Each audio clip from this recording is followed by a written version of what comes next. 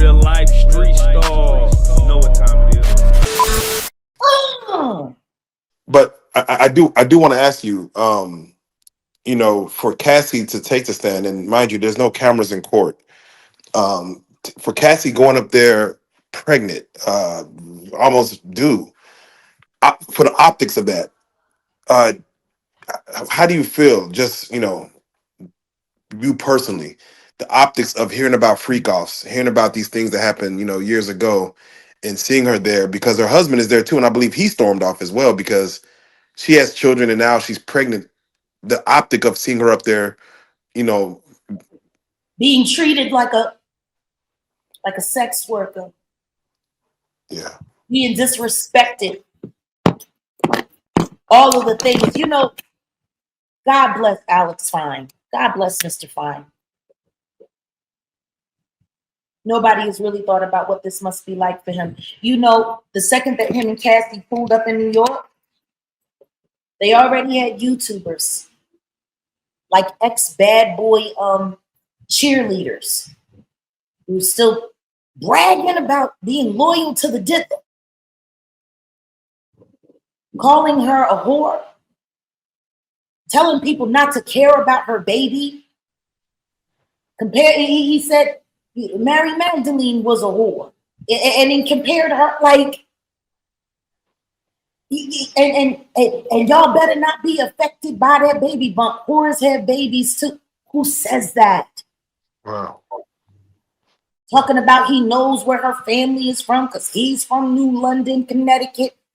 And everyone wants to keep barreling down on Ryan Leslie.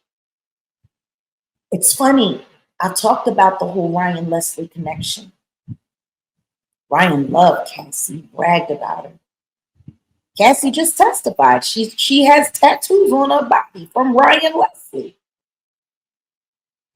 But nobody ever talks about how that relationship ended and how her relationship with Diddy began. Ryan was blowing up.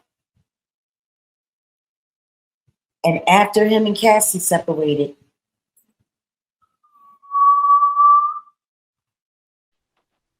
gone.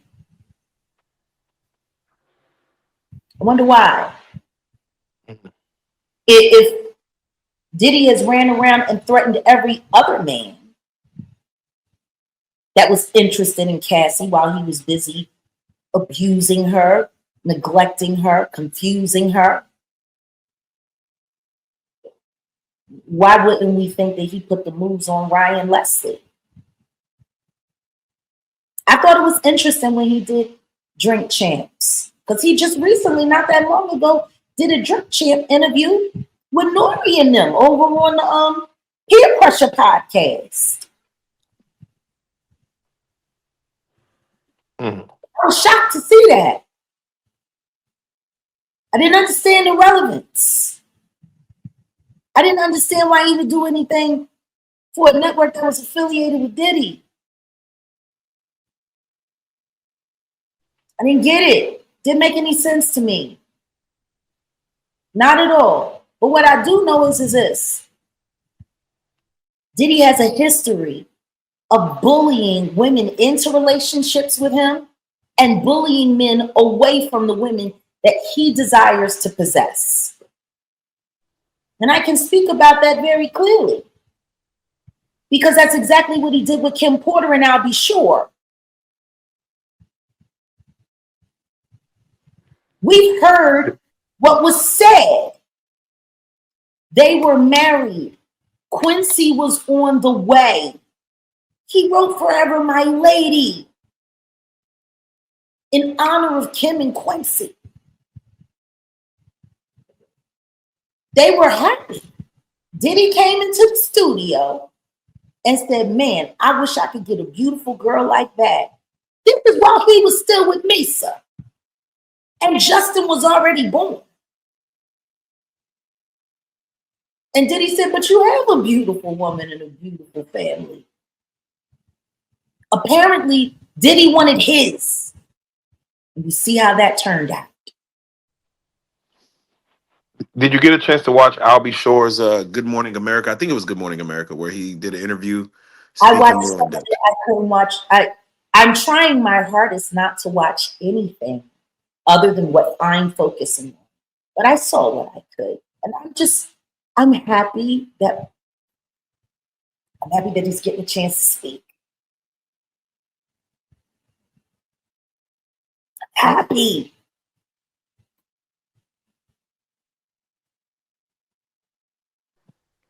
Definitely. and I'm happy that he's there so that he can give accurate accounts from Kim. Because the truth is, if Kim Porter was still alive, she would be the star witness right now.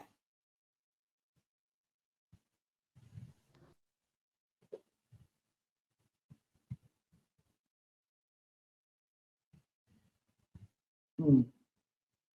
It's triggering. It When seems you, like, speaking of Cassie, it seems like Diddy does have a hold over her, that she can't really speak on it the way, like, I guess being in a room with him, because she hasn't been in a room with him for almost a decade now. And to be there, it seemed like it's hard for her to really say what happened.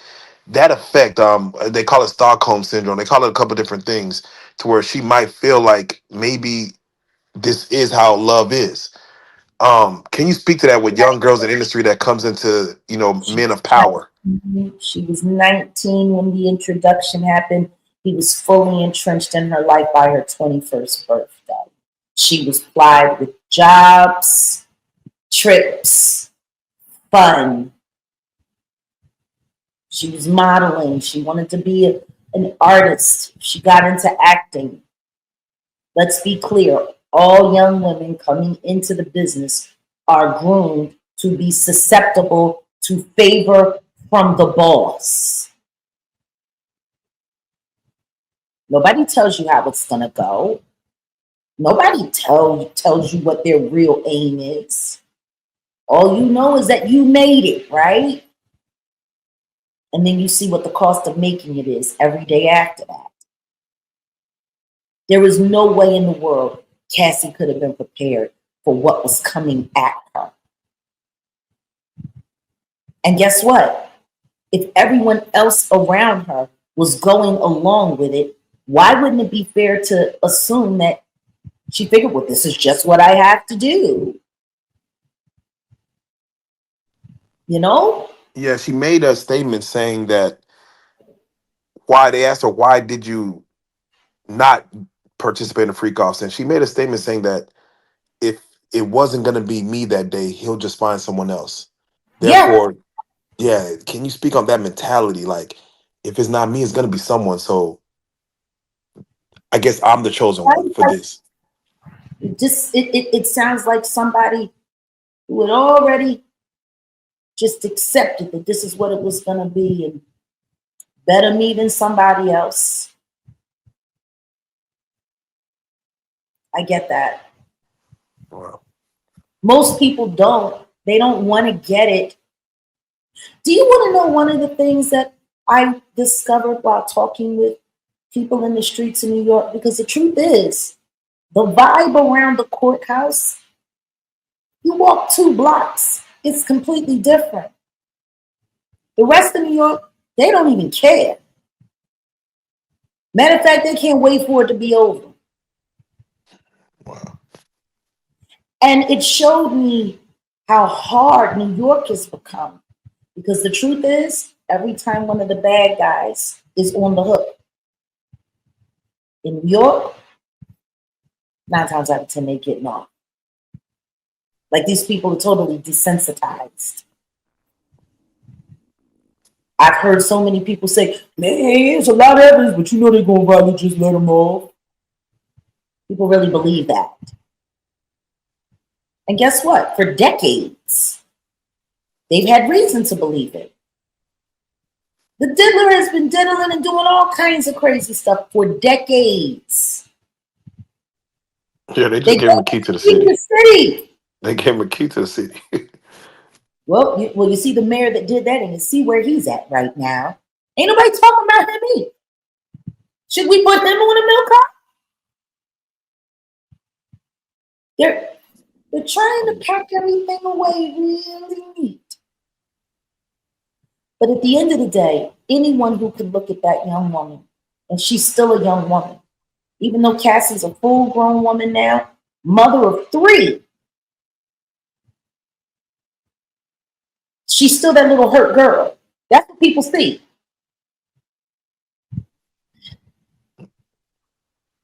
Can you imagine what it must be like for her husband right now? Okay. Because he rescued her. He rescued her from that animal who hired him to train their bodies. You know, it's wild. I was talking to Diddy's massage therapist. She was with him for 18 years. She's worked on a lot of celebrities. Her and I will be having a conversation soon. Because she said, listening to my commentary, it gave her a better understanding of all of the pain that she was relieving these bodies from. She didn't understand where it come from. That's how quarantined and tight they had it. They would go and do the damage, and then they would come to her for healing and wellness until she got too close. She worked with Justin Bieber too. You remember when Justin Bieber first started spiraling out, and then he was with Selena Gomez, and he started looking better and being better? He was working with this same therapist. And the second she got too close, they cut her off. She worked with Mariah Carey. Like, there's a lot of pain that's going on, and it's very well hidden. She never knew, because they know how to behave, when to behave. They know who to talk to, who not to talk to. They let this one in, they let that one in. If you get too close and you're too good a person, all of a sudden they send you to somebody else, or they cut off your work.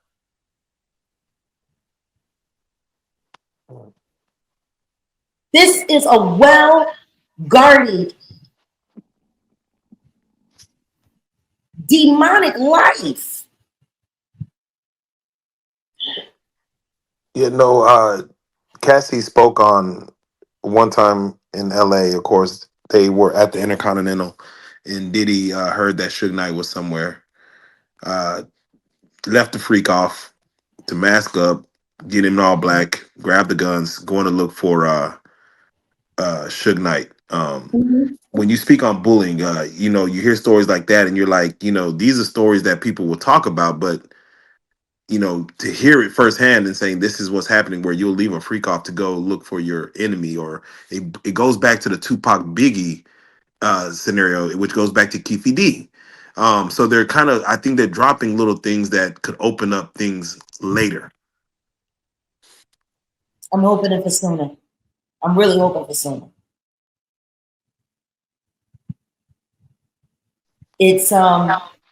It's just wild to me. This all feels so surreal, because I'll never forget sitting here with you guys telling you all of these things that you're hearing about and how you testify.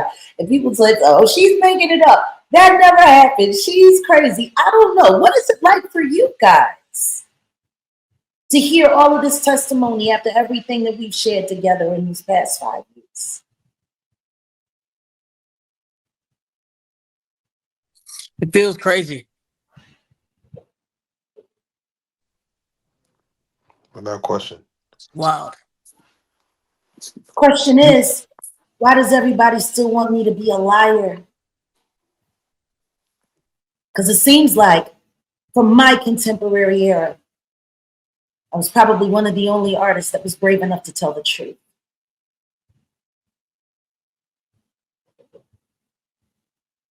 The abuse, the beatings, the pharmaceutical abuse, the financial abuse, the gaslighting, the surveillance, light and heavy. How did all of this happen without law enforcement knowing? Oh, that's right. They did know. Because there are people that have brought in sworn affidavits, prosecutors, lawyers, law enforcement, who said that they corrupted cases and put cases on people on behalf of the diddler. But they don't hear me though.